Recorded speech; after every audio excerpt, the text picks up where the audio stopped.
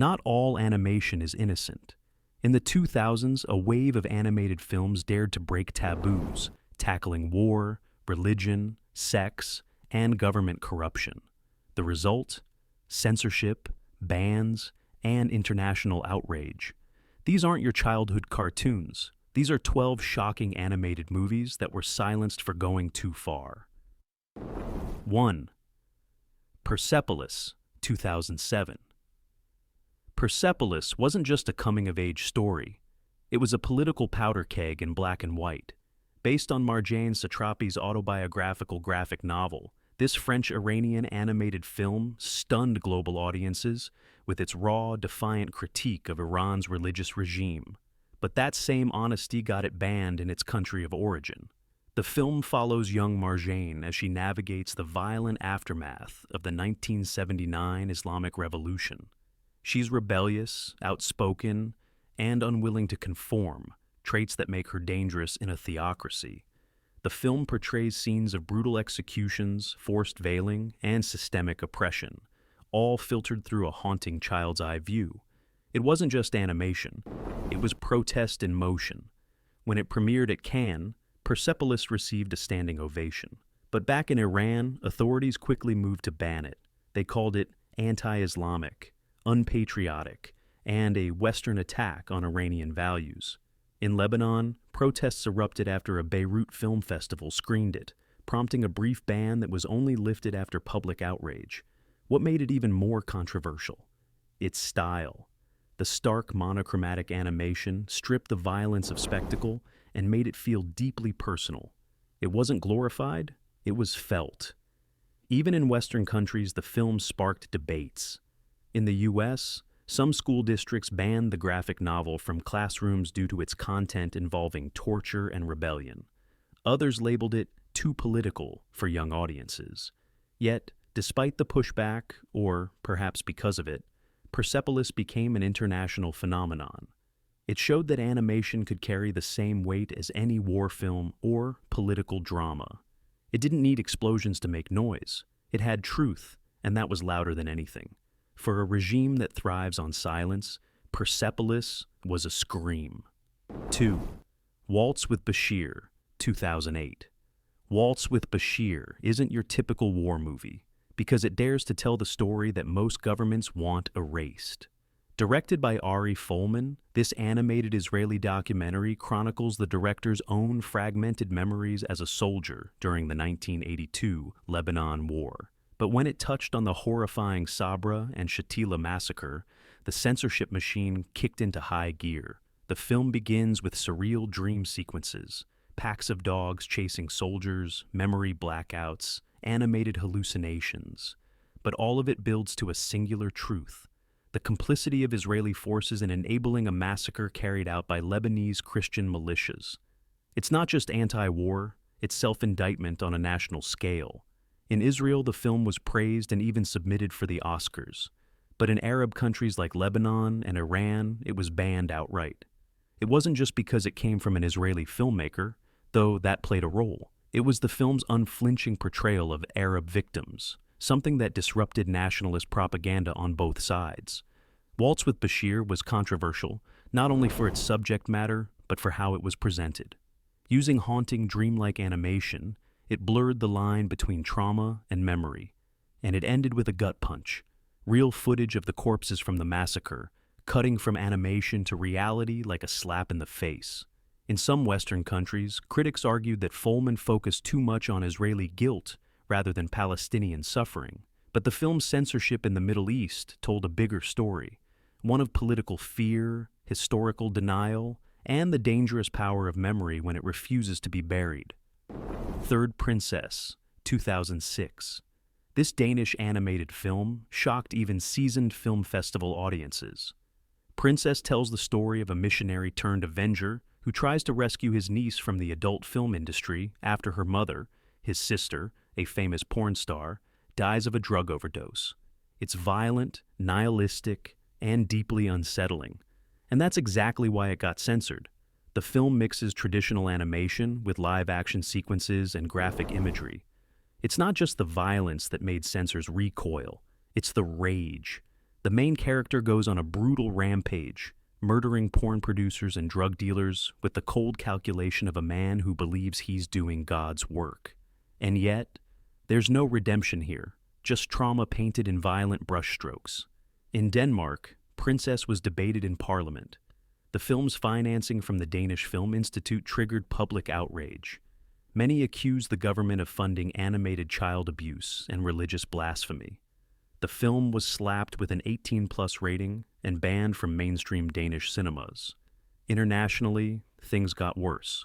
Film festivals in the UK, Germany, and even parts of Scandinavia pulled the movie from their rosters after complaints about child endangerment, religious defamation, and graphic sexual content. Even though none of it was technically pornographic, the implication was enough. Director Anders Morgenthaler insisted the film wasn't about pornography. It was about the psychological collapse that comes from losing a loved one to an exploitative system. But that nuance was lost on most censors. To them, Princess wasn't art, it was dangerous. And maybe that was the point. 4. Aichi and CPAC, 2006. If Aichi and CPAC sounds like a ridiculous name, wait till you hear the plot. This South Korean animated film imagined a dystopian future where human excrement powers the world's energy supply. Yes, you heard that right. Poop is currency. And that's just the beginning. In this outrageous cyberpunk universe, every citizen has a chip implanted in their anus to track their bathroom habits. Those who produce the most feces are rewarded with addictive blue popsicles. But when a black market smuggler named Achi and his sidekick CPAC get tangled up with a mutant gang and a wannabe adult film star, things spiral into a grotesque, hyper-violent, and politically charged mess. The animation is slick, the humor is crude, and the violence is relentless. Heads explode, bodies are sliced, and all of it is framed in rapid-fire editing and chaotic set pieces that feel more like Tarantino meets Ren and Stimpy on a Red Bull overdose. So, why was it censored? Everything. Korean broadcasters and censors slammed the film as vulgar and antisocial. The Korean Media Rating Board gave it a restricted rating, limiting its theatrical release. Internationally, it fared little better. Many countries refused to screen it due to its combination of toilet humor, porn industry satire, and extreme cartoon violence. It became an underground cult hit, but mainstream acceptance never came. What many missed, though, was the film's biting satire. Aichi and CPAC is a bleak allegory about capitalism, government surveillance, and media manipulation. It's South Korea's answer to Orwell, just told through butt chips and killer popsicles. And while the censors tried to flush it out of theaters, it's still streaming through the veins of cult animation, lovers everywhere. 5. Idiots and Angels, 2008. Idiots and Angels is what happens when you strip animation of dialogue and inject it with moral decay. Directed by cult legend Bill Plimpton, this wordless animated fable tells the story of a bitter, self-centered man who suddenly grows angel wings, wings that compel him to do good against his will. But he doesn't want to be good. He wants them gone. As bizarre as the concept sounds, the film is beautifully twisted. It uses surreal, hand-drawn imagery to plunge viewers into a grim, cynical world where every character is selfish, violent, and grotesque. There's nudity, murder, suicide, and a lot of unpleasant self-discovery, all without a single line of dialogue. While praised by indie circles and animation purists, Idiots and Angels was heavily censored or outright rejected by conservative TV networks and film boards. In Eastern Europe and Asia, the film's implied religious themes, graphic content, and sexual overtones triggered bans. Even in North America, it struggled to find theatrical distribution. Many art house cinemas refused to program it, labeling it too disturbing for animation. What unnerved people the most? The lack of moral resolution. This wasn't a Pixar redemption arc. It was a brutal morality play where the line between man and monster kept blurring. Plimpton never apologized. He wanted to make viewers uncomfortable, to challenge them with art that looks ugly but feels honest. In a world where most animation tries to uplift, Idiots and Angels dared to descend. 6. The Missing Picture, 2013. included for retroactive censorship and festival bans linked to early 2000s historical policies. How do you document a genocide when all the footage has been erased? Cambodian filmmaker Rithi Pan answered that question with clay figures. In The Missing Picture, he recreates scenes from his childhood under the Khmer Rouge using handcrafted clay dolls and narration. It's haunting, intimate, and shockingly real, despite being made of painted mud. The film depicts how Pol Pot's regime took everything from his family: food, home, freedom, and ultimately, their lives. Starvation, forced labor, and death weren't dramatized. They were reconstructed in miniature, frame by frame, with chilling stillness. But Cambodia wasn't ready to face its past. Though the film received international acclaim and was even nominated for an Academy Award, it was banned in Cambodia. Authorities labeled it as a politically biased interpretation of history. In reality, it was just too painful to confront. The government feared it would reignite anger toward aging Khmer Rouge. Leaders, some of whom were still alive and in power. Ironically, the film's very title, The Missing Picture, is what censors feared most: the restoration of erased memory. Because if the people could finally see what had been hidden, what else might they demand? In many Southeast Asian countries, especially Vietnam and Laos, the film was also censored or restricted from public screenings. Regional censors claimed it was too sensitive or could disturb public harmony. But the world did see it, and they listened. 7. Aquatine Hunger Force: movie film for theaters, 2007. This is the only film on the list where real-life law enforcement shut down screenings, all over some blinking cartoon signs. Aquatine Hunger Force: movie film for theaters wasn't banned for its content, but for its marketing stunt gone horribly wrong. Set in the universe of the Adult Swim TV show, this absurd, plotless film featured talking food items and satirical chaos. But it wasn't the movie that sparked the fire. It was a promotional campaign. To advertise the film, marketers placed glowing LED signs of a pixelated character, Ignignokt, flipping the bird, across cities like Boston. People thought they were bombs. On January 31st, 2007, the city of Boston shut down bridges, transit stations, and deployed bomb squads, fearing a terror attack. The campaign, meant to be edgy, caused mass panic. 2 men were arrested. Turner Broadcasting had to pay the city $2 million in damages. And the film? It became radioactive. Several theaters in Boston refused to show it. TV networks pulled advertisements. The film was pulled from some listings entirely, and the controversy overshadowed its release. Internationally, the backlash extended to other Adult Swim properties. Countries like Canada and the UK scrutinized or delayed late-night animation broadcasts after the fiasco.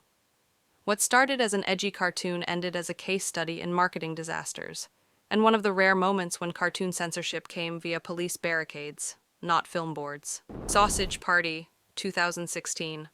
On the surface, Sausage Party looks like a Pixar parody with a cast of talking hot dogs, buns, and condiments.